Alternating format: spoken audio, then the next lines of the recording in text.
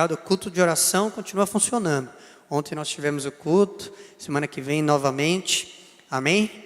Os cultos continuam tudo normalmente para a gente continuar glorificando e cultuando ao Senhor. Glória a Deus. Abra sua Bíblia comigo no livro de 1 Samuel, primeiro livro de Samuel, capítulo 7, a partir do versículo 2.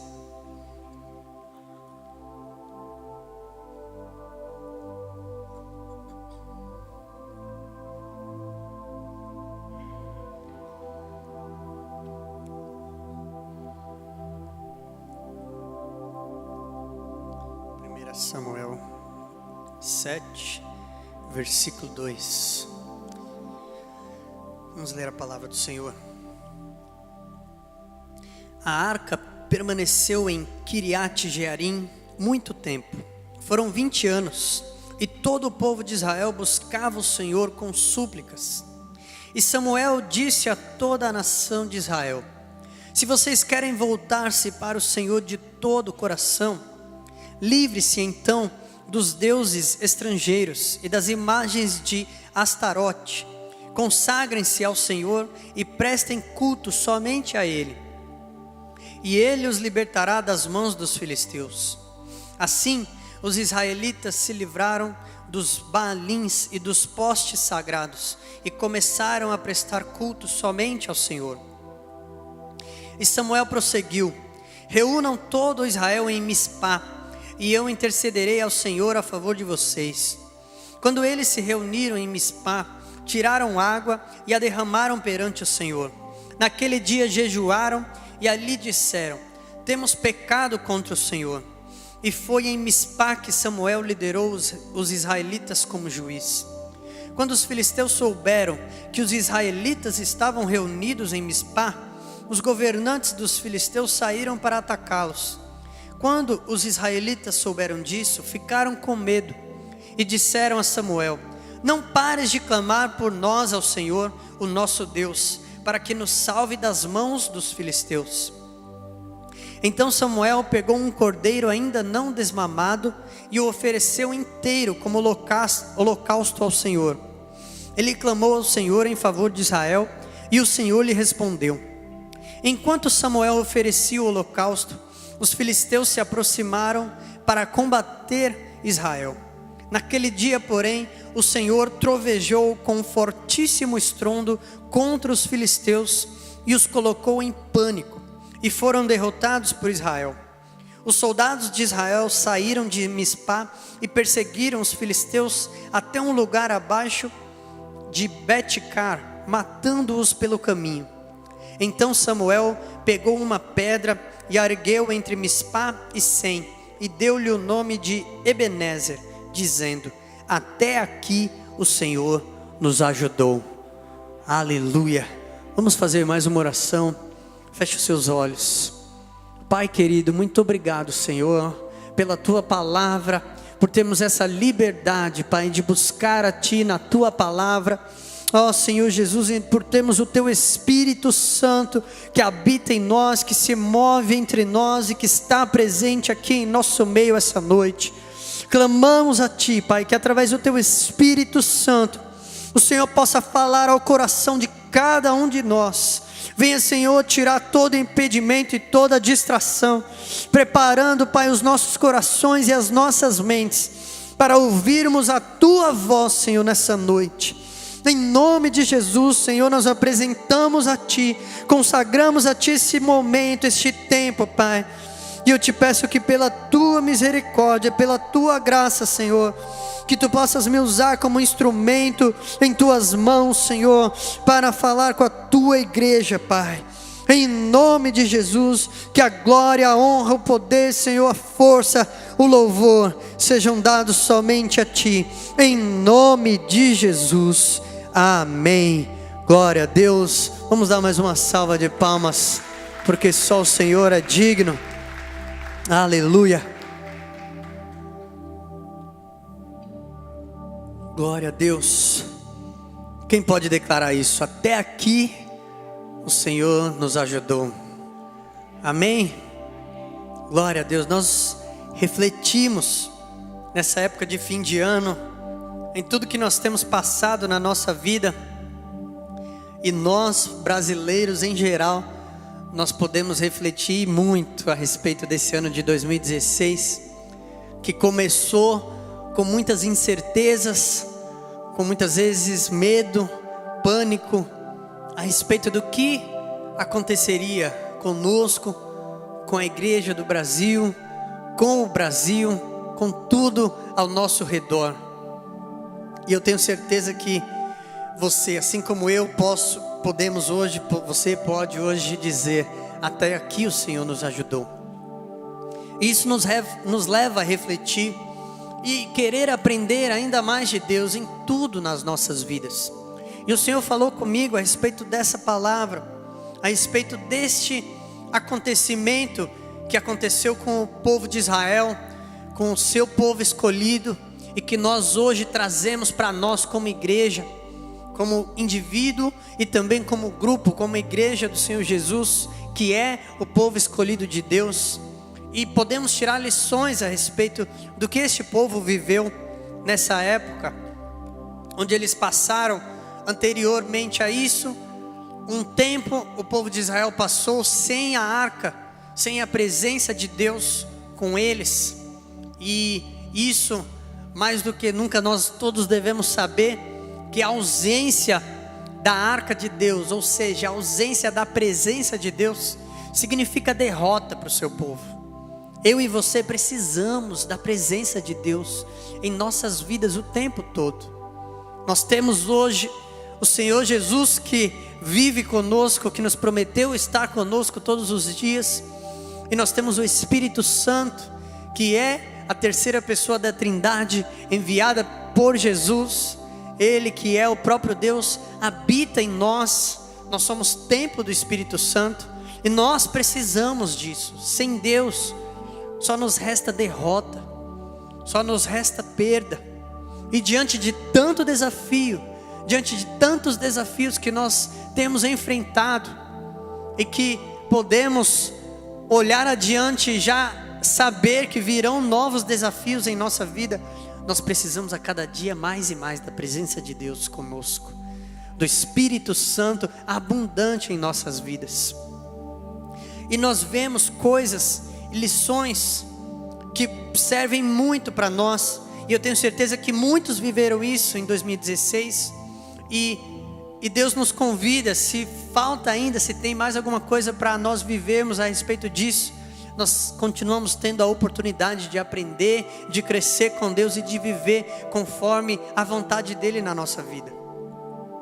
Nós vemos aqui, nesse primeiro versículo que nós lemos, que a arca permaneceu nessa cidade de Kiriat Jearim, que fazia parte do povo de Israel, era uma cidade do povo de Israel. E nesse mesmo versículo diz que o povo, todo o povo de Israel, buscava o Senhor com súplicas. Ou seja, aquele povo de Israel já clamava a Deus, suplicava a Deus pelo seu favor na vida deles. Como muitos de nós, eu tenho certeza, buscamos e clamamos a Deus diante de desafios, diante de ameaças. Sempre isso tudo nos leva a buscar a Deus, a suplicar o favor de Deus na nossa vida. E era isso que eles clamavam. Tanto que eles, quando falaram ali com Samuel, eles clamavam a Deus para que fossem libertos das ameaças do povo dos filisteus, que eram seus inimigos. E quanto nós precisamos do favor de Deus na nossa vida para nos livrar do nosso inimigo. E aqui eu estou dizendo do nosso inimigo espiritual, porque eu gosto de enfatizar isso. Nós como igreja, nós nunca devemos nos esquecer que o nosso inimigo é o diabo, não é aquela pessoa que te persegue, porque a nossa luta não é contra a carne ou sangue. Nosso inimigo está sempre por trás, nós não vemos, e é esse inimigo que nós lutamos e declaramos e pedimos a Deus para que venha nos libertar. E diante dessa situação, Samuel, aquele homem escolhido por Deus, chamado por Deus, que fazia naquele momento, como em toda a história do povo de Israel, geralmente era apenas um homem que fazia a ponte com Deus, entre o povo e Deus. Samuel era aquele homem nessa época. O profeta anterior, o sacerdote, o sumo sacerdote Eli já havia morrido. E Samuel, com essa responsabilidade, ele vê o clamor do povo e ele traz essa pergunta. Ele faz essa indagação e leva aquele povo a pensar. Ele disse: vocês querem voltar-se para o Senhor de todo o coração? Isso nos leva a pensar.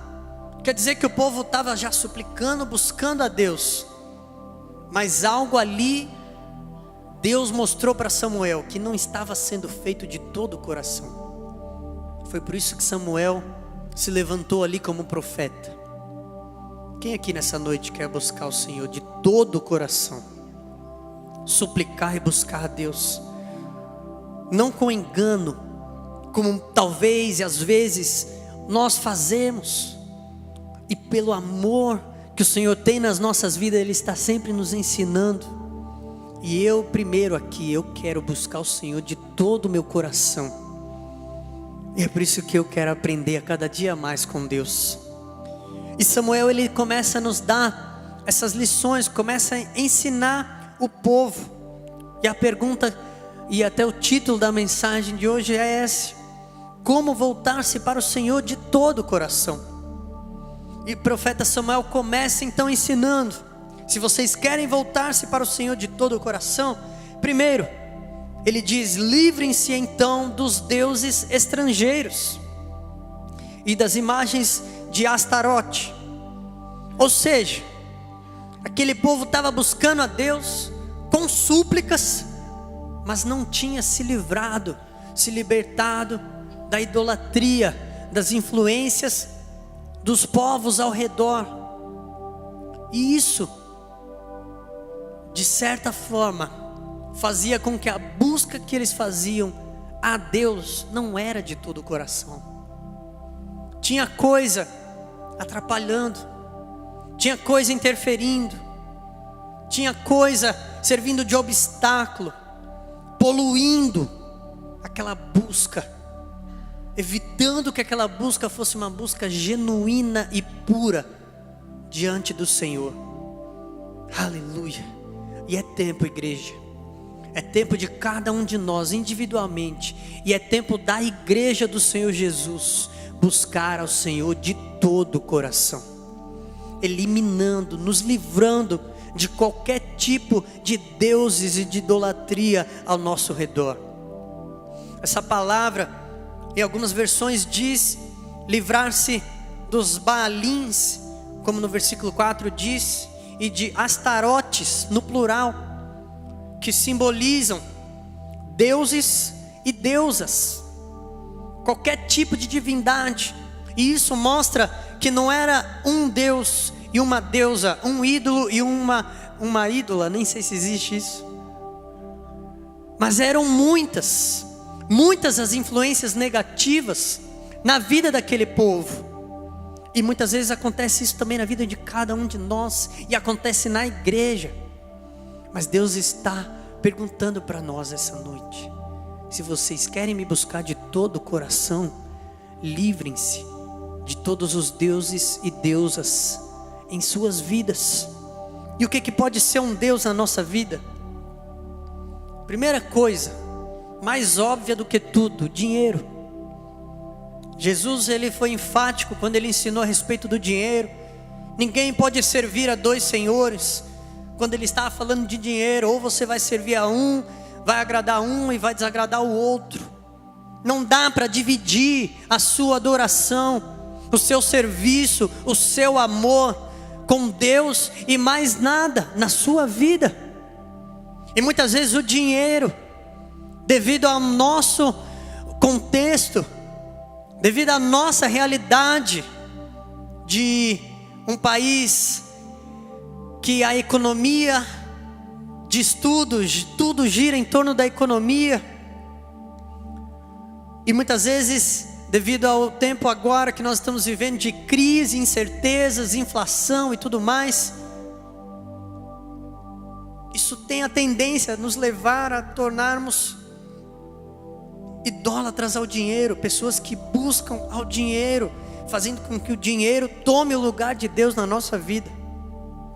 E às vezes não vai ser o dinheiro propriamente dito que vai roubar o lugar de Deus na nossa vida, mas às vezes é aquilo que o dinheiro pode comprar, o que também torna a ser o dinheiro. Objetos, viagens, seja qual for, aquilo que você busca e parece que se torna o objetivo maior da sua vida. Eu preciso ter bens, eu preciso isso, eu preciso aquilo. E daqui a pouco, quando você menos espera, aquilo se tornou seu Deus. O que dizer então daqueles que, quantas histórias já ouvi a respeito disso, e isso é real. Pessoas que buscam de repente ter uma casa na praia, por exemplo. E aí a pessoa sempre foi serva de Deus, busca a Deus, de repente Deus abençoa e dá uma casa na praia, pronto. Aquela casa na praia rouba o lugar de Deus. A pessoa nem vem mais na igreja, porque todo fim de semana agora está lá na praia, na casa. E são tantas as coisas na nossa vida relacionadas ao dinheiro que pode tomar o lugar de Deus. Mas quem quer buscar o Senhor de todo o coração se livra de todas essas coisas. A palavra de Deus também é muito clara. Não é o dinheiro que é a raiz de todos os males, mas é o amor ao dinheiro. Porque quando você ama, você adora. E quando você adora, virou Deus, virou ídolo. Por isso que nós não devemos amar ao dinheiro. E o dinheiro por si só, ele não é ruim, ele não é um mal. Mas quando você começa a amar o dinheiro, você começa a adorar o dinheiro e ele se torna um ídolo, aí pronto. Já vi famílias sendo destruídas por causa de dinheiro, relacionamentos, amigos. O que dizer de sociedades, pessoas amicíssimas, bons amigos, fazem uma sociedade, daqui a pouco entra o dinheiro, mas o dinheiro não entra sozinho. Aí entra o quê? O amor ao dinheiro, a ganância. E aí a pessoa se dispõe a passar por cima de qualquer coisa e de qualquer um por causa do amor ao dinheiro. E isso destrói qualquer coisa. E como é que fica a busca a Deus? Aquela pessoa que está fazendo todo aquele mal na sociedade, na empresa, na família, e ao mesmo tempo está buscando a Deus. Como é que está o coração daquele que busca a Deus dessa maneira? É de todo o coração? É por isso que Deus nos alerta e nos ensina. Outras vezes entra no lugar da idolatria. Carreira profissional, carreira ministerial, às vezes até empresarial. A pessoa fica cega.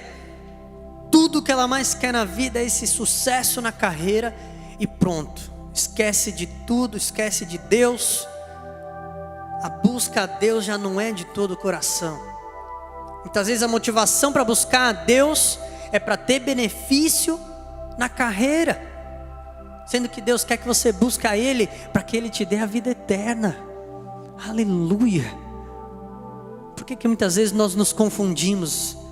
Deus, Ele não fala para buscarmos a Ele para que Ele possa nos dar sucesso em carreira profissional, empresarial aqui na terra. Ele diz: busca em primeiro lugar o reino de Deus e a sua justiça, e as demais coisas serão acrescentadas. É para não se preocupar com essas coisas. Você busca a Deus, Ele é o primeiro, é Ele em primeiro lugar, e as demais coisas são acrescentadas. Aleluia. Então nós devemos tomar cuidado. Busca de poder, busca de cargos, de títulos. Às vezes essas buscas se tornam ídolos. Um título pode se tornar um ídolo na vida de alguém. Um cargo. Quantas pessoas se entregam um cargo, uma responsabilidade na vida daquela pessoa, pronto, se estraga. Porque a pessoa estava idolatrando aquilo. Aquilo era mais importante do que tudo na vida da pessoa. E aí ela conquista, aquilo vira o Deus. E e se esquece do verdadeiro Deus que nos concede todas as coisas na nossa vida. Nós precisamos eliminar tudo isso. Muitas vezes são pessoas, isso não acontece aqui dentro da igreja, né? De ter um cantor, um ator famoso, uma atriz famosa que se torna um ídolo, né? Não preciso dizer isso aqui na igreja, amém? Mas é preciso tomar cuidado. No mundo isso aí é muito comum.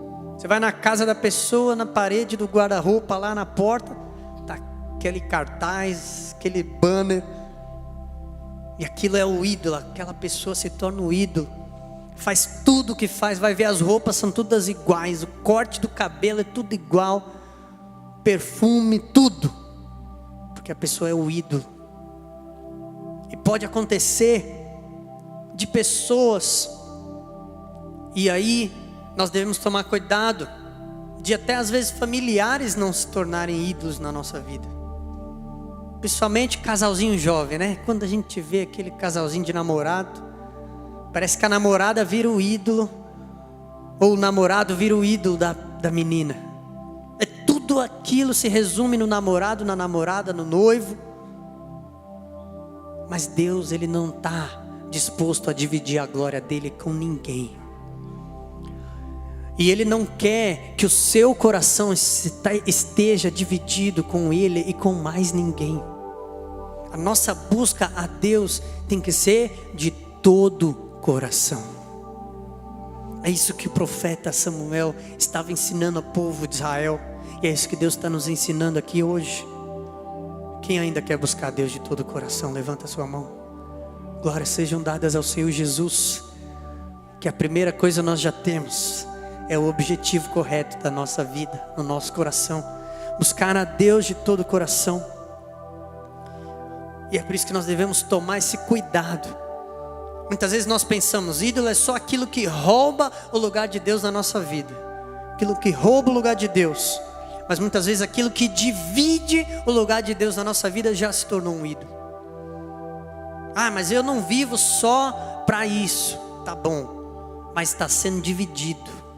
Você está dividido. Você adora a Deus, mas você está adorando outra coisa também. Aquele objeto, aquela pessoa, a sua carreira, os seus bens, o seu dinheiro. Então preste muita atenção. O fato de você não se dedicar exclusivamente a algo, não quer dizer que aquilo não é seu ídolo. Mas a partir do momento que já dividiu o seu coração entre Deus e a outra coisa ou pessoa, já se tornou um ídolo. É a situação que o povo de Israel estava. Buscava a Deus, mas não conseguia se libertar dos balaíns, não conseguia se libertar dos postes de adoração, e aquilo dividia o coração deles, e aquilo roubava o que Deus esperava do seu povo, todo o coração. Hoje nós cantamos mais de 2 louvores, se não me engano, falando de buscar a Deus de todo o coração, mas nós precisamos viver isso literalmente, igreja. É tempo de buscarmos a Deus de todo o coração nas nossas vidas. Quem está comigo, diga amém. Glórias sejam dadas ao Senhor Jesus. E a segunda coisa que o profeta ensina, depois de se livrar, ele diz: consagrem-se ao Senhor. E aqui essa parte eu confesso para vocês que quando eu li eu passei batido. Consagrem-se ao Senhor, eu já fui direto ao próximo. Prestem culto somente a Ele. Mas aí quando a gente vai lendo, fui estudando esse trecho e orando e pedindo para Deus falar, Deus me mostrou: consagrem-se. Está no plural. O que Deus está nos ensinando é o que está lá no versículo 5, a segunda lição. E Samuel prosseguiu: reúnam todo o Israel em Mispa, e eu intercederei ao Senhor em favor de vocês. E aí eu vi, nossa, reúnam todo o povo de Israel em Mispa. E no versículo seguinte, no versículo 7, diz: quando os filisteus souberam que os israelitas estavam reunidos em Mispa, eles decidiram sair para atacá-los. Isso ficou me chamando a atenção. Falei, mas meu Deus, o que tem esse lugar de Mispá? O que significa Mispá? O que é isso? Aí Deus falou para mim, a questão não é Mispá. A questão não é o lugar. Não é isso. Não era isso que eu queria, eles em Mispá, ou é isso ou aquilo, não. A questão é eles estarem reunidos. A questão é a união do povo de Israel em um só lugar. Glória a Deus. A questão para Deus é a união do seu povo, a união da igreja, todos em um só lugar, em uma só visão diante de Deus, todos buscando a Deus com um só coração. Glórias sejam dadas ao Senhor Jesus. Aleluia. E aí, a partir desse momento, não é mais só cada indivíduo que se libertou dos seus ídolos e conseguiu dedicar o seu coração totalmente a Deus, não. Mas agora é a comunidade, é a unidade da igreja, a unidade do povo de Deus, e assim todos os corações unidos buscando a Deus. Aleluia. E isso aqui Deus nos ensina, é impossível o povo de Deus, o corpo de Cristo, um membro do Senhor Jesus está ligado a Ele e está desunido da igreja, está desunido do corpo. Um membro não faz nada se não estiver ligado no corpo. Se eu cortar aqui meu dedo e jogar ele ali no chão, ele não vai fazer nada. Ele morre. Um membro não sobrevive longe do corpo. É preciso união. É isso que Deus está ensinando. Quem quer buscar a Deus de todo o coração, você está unido. Por quê? Porque você consegue sim viver em comunhão. Você ama a Deus e ama ao próximo. Não podemos separar esses mandamentos, a amar a Deus e gostar mais ou menos do próximo. É união.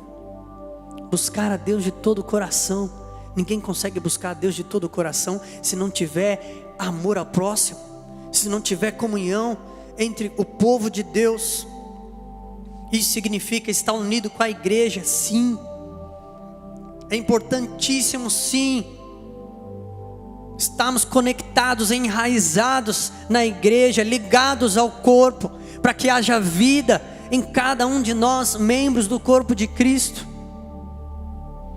Isso significa você lutar também pela união da igreja.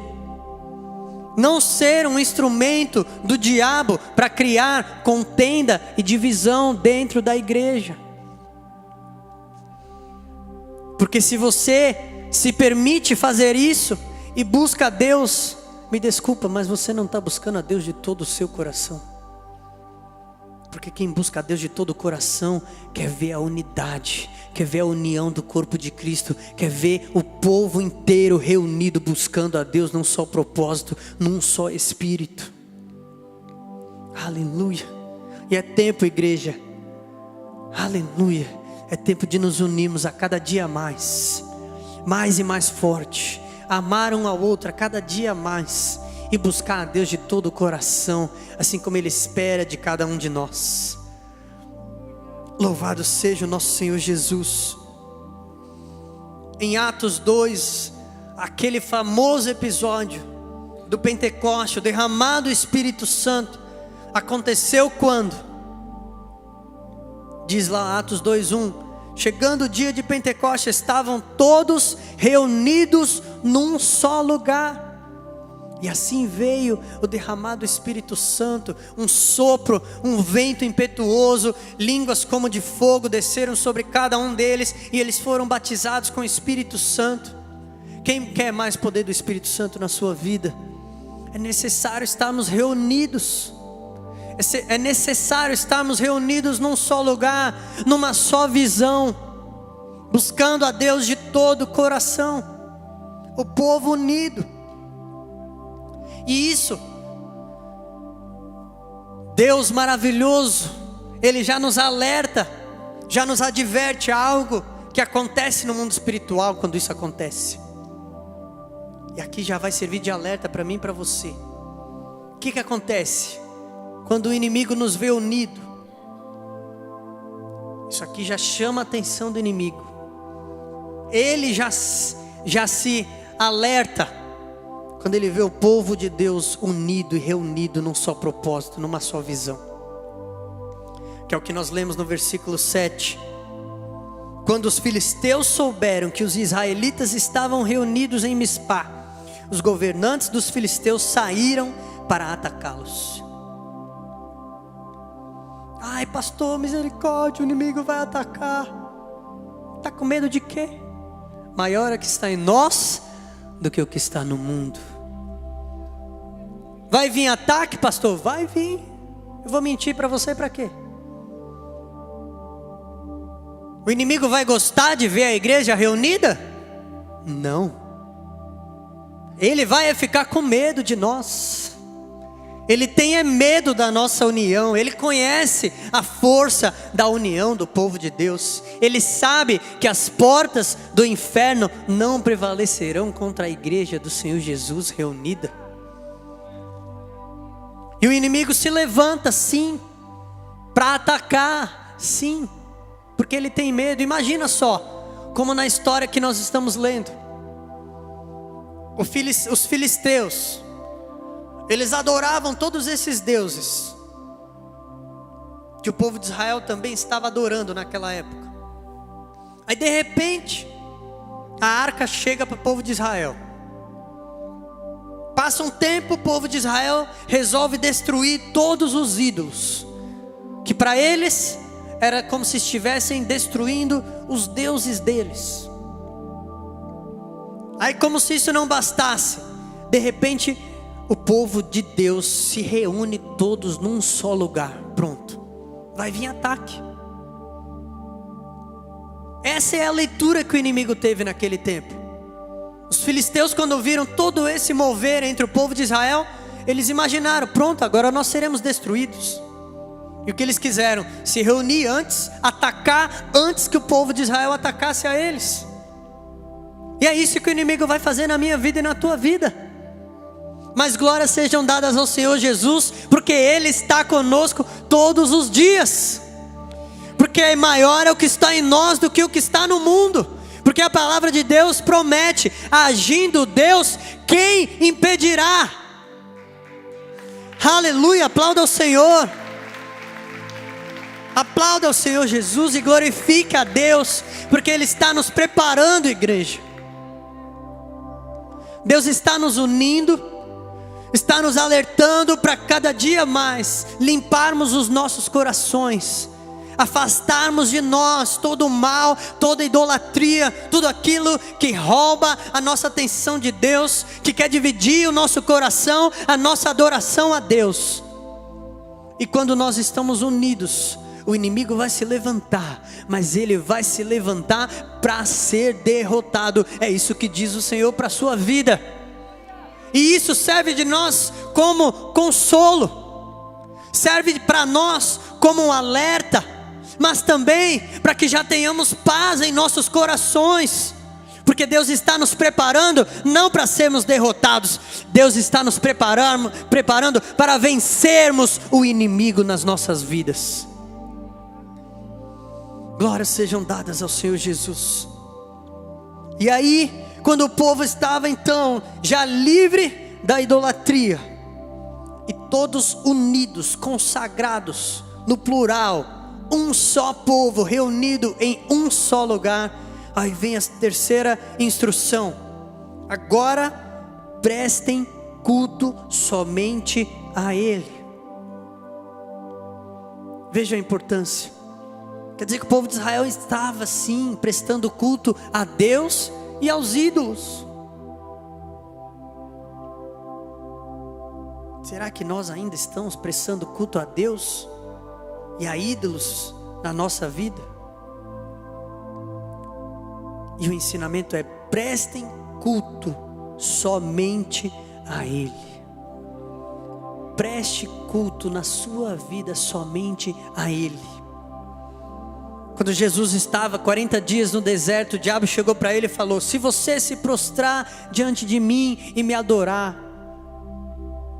Jesus falou: eu não posso, porque o meu culto, a minha adoração é somente ao Pai Celestial, é somente ao Deus Criador de todas as coisas. E é assim na sua vida também, meu irmão e minha irmã. Preste culto somente a Deus. E foi isso que o povo de Israel fez. No versículo 6 diz: quando eles se reuniram em Mispá, primeiro tiraram água e a derramaram perante o Senhor. O que isso significa? Tudo isso é o culto que eles estavam prestando a Deus. Eles tiraram água e derramaram.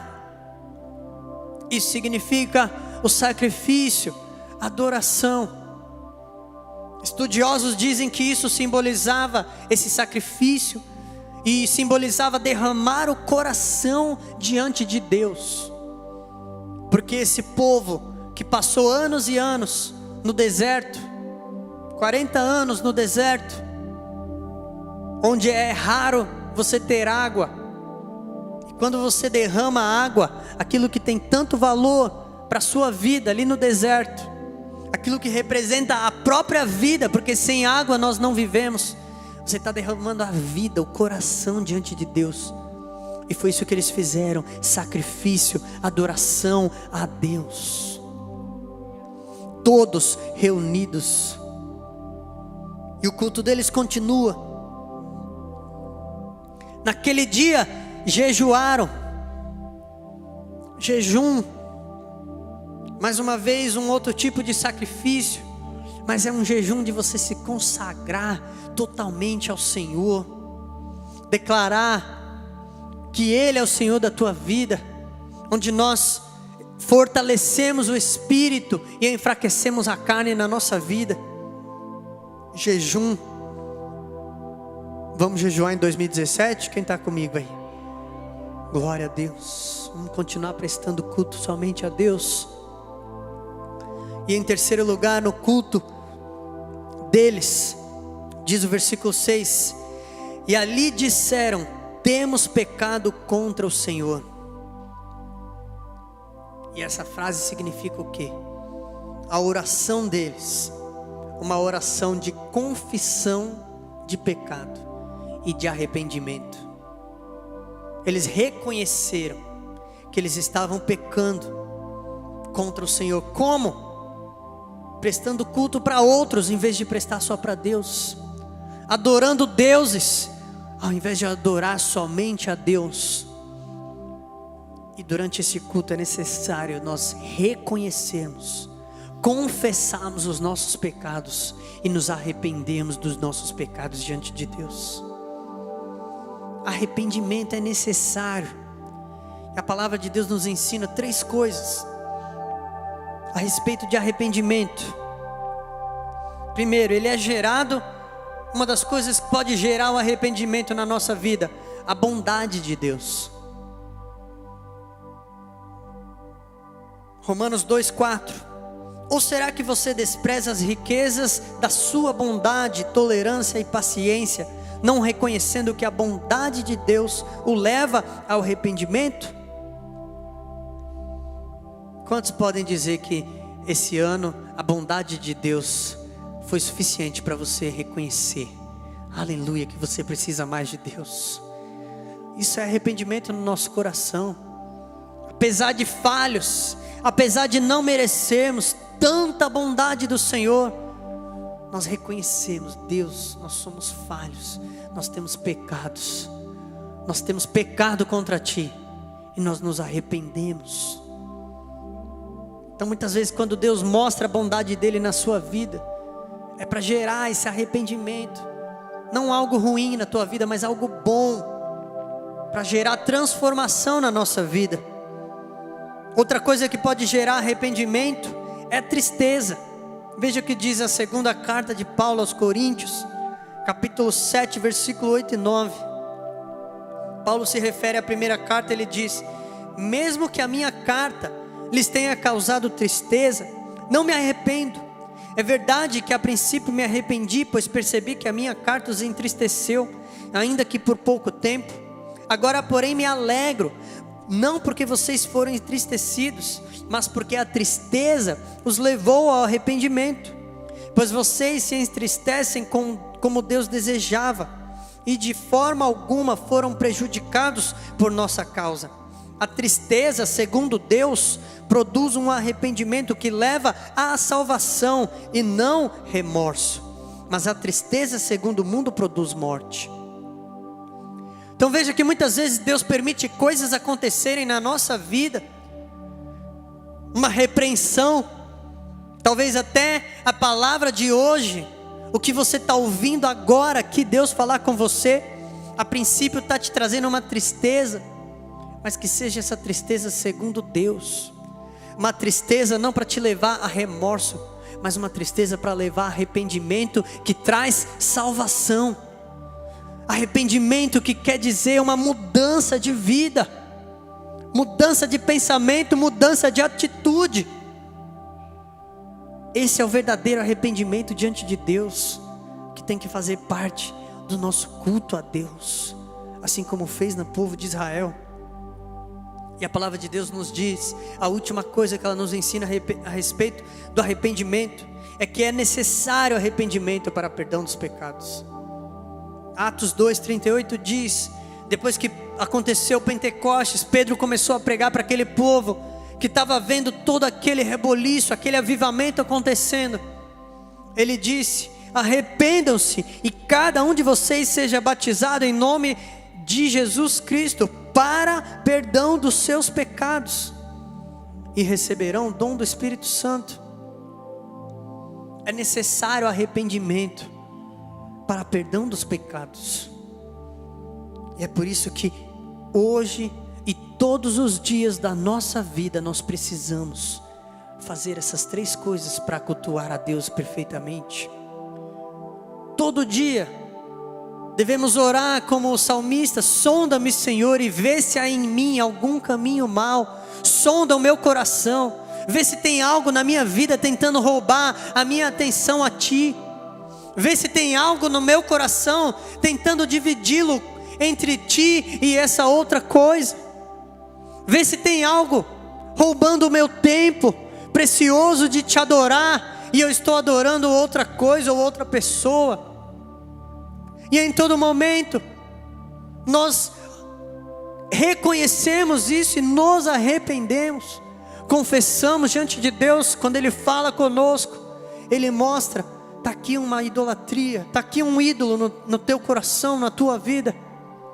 E nós nos arrependemos, porque nós queremos adorar a Deus, nós queremos buscar a Deus de todo o coração. É tempo de não aceitarmos, não nos contentarmos mais em buscar a Deus meia boca. Não dá, igreja, não dá para servir a Deus de qualquer jeito, não dá para buscar a Deus de qualquer jeito, não dá para adorar a Deus de qualquer jeito. É necessário adorarmos a Deus de todo o nosso coração. Aleluia. Isso nos leva já para concluirmos essa palavra. Qual que é o resultado disso tudo? Nós lemos, quando o inimigo viu o povo de Deus reunido, o que eles fizeram? Eles foram atacar. E o resultado vai ser esse mesmo. Enquanto você está fazendo algo meia boca, algo de qualquer jeito para Deus, o inimigo não está preocupado com a tua vida. Me lembrei de uma história agora que vai ilustrar muito bem isso. Tinha um camarada em cima do muro, e de um lado do muro era o reino de Deus, era ele estar com Deus. Do outro lado do muro ele estava com o diabo, estava ali o diabo, seus demônios e o reino do diabo. E enquanto aquele cara estava ali no muro, De repente, os anjos do Senhor, os servos de Deus, estavam o tempo todo vindo ali falando com aquele homem: vem para cá, pula para o lado de cá, junte-se a nós, vem estar com Deus. Deus está aqui, a bondade, o amor, a alegria está aqui nesse lugar. E o homem lá em cima do muro, pensando, olhando para um lado e para o outro. Aí ele olhava para o lado do diabo, e o diabo quieto, os demônios quietos. Aí ele falou: vocês não vão ficar me convidando também? Não vão me chamar para estar aí com vocês? Aí o diabo respondeu para ele: não, porque enquanto você está no muro, você está comigo. Porque enquanto você está dividindo o seu coração entre Deus e outras coisas, você não está com Deus. Você pertence a mim. É por isso que nós precisamos adorar e cultuar a Deus de todo o coração. É por isso que o inimigo não se levanta contra aqueles que já faz parte do time dele. Mas é por isso que o inimigo vai se levantar contra nós, vai se levantar contra a igreja, vai se levantar contra a tua vida, porque você pertence a Deus e não ao diabo. Se você crê no Senhor Jesus, glorifica a Deus. Aleluia. Coloque-se de pé no seu lugar. E aí nós vemos o efeito de estarmos cultuando a Deus com todo o nosso coração. Nós vemos esse efeito no povo de Israel. Diz lá o versículo 7 que o inimigo se levantou para lutar contra eles, e no final diz que os israelitas, quando souberam disso, ficaram com medo. Mas os israelitas fizeram o quê?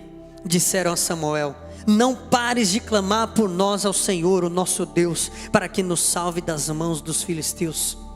Sabe o que isso está dizendo? Aquele povo, embora eles tivessem e ficaram com medo, eles estavam preparados para enfrentar o inimigo. Eles não foram buscar a ajuda de outros deuses e de outros ídolos, mas eles já estavam preparados, porque o coração deles era só de Deus. Assim como é o nosso coração, e eu profetizo na tua vida, assim como é o nosso clamor. Quem está pronto, quem está cultuando somente a Deus, não busca ajuda em outros deuses. Sabe totalmente que você depende somente e exclusivamente de Deus. Quando você presta culto somente a Deus, você sabe que a sua vitória só pode vir do seu Deus. E você não vai buscar ajuda em outros deuses, porque você sabe que o seu Deus vai agir em teu favor. Você está pronto. Por mais que pode bater um medo, pode bater um temor do inimigo, você depende só dele, você só vai buscar ele. O que os israelitas fizeram, eles continuaram prestando culto somente a Deus. E diz a palavra que Deus agiu em favor do seu povo e deu vitória contra o inimigo. Os filisteus, aquele povo que era mais desenvolvido do que os israelitas na questão militar, se levantaram para atacá-los, com estratégias e tudo que eles tinham. No sobrenatural, Deus agiu. Diz a palavra que Deus, o Senhor, trovejou com um fortíssimo estrondo contra os filisteus e os colocou em pânico. O povo, os filisteus, o inimigo ficou em pânico. E é isso que acontece na minha vida e na tua vida. Quando você presta culto somente a Deus, quem tem medo de você é o diabo. Ele vai se levantar contra a tua vida, mas quando você menos espera, o Senhor vai agir em teu favor, e o inimigo vai tremer de medo de você. Porque Deus age em nosso favor quando nós buscamos somente a Ele com todo o nosso coração. Aleluia. E o povo de Israel saiu. Aquele povo que antes estava com medo do inimigo, eles se levantaram com coragem e ousadia, porque viram Deus agir em favor deles. E eles é que saíram e derrotaram o inimigo. Saíram matando, o inimigo fugiu e eles os perseguiram e os mataram. Porque quando Deus age a nosso favor, Ele nos enche de coragem. Ele coloca o inimigo para correr da nossa vida. E é por isso que eu te digo, meu irmão e minha irmã, Quando o inimigo se levantar contra você, não tenha medo, mas encha-se de coragem, porque é que o seu coração está no lugar certo. Deus alinhou o seu coração com o coração dele. É por isso que o inimigo vai se levantar, mas Deus está do teu lado para agir em teu favor e para te dar essa vitória. Glorificado seja o nome do Senhor Jesus.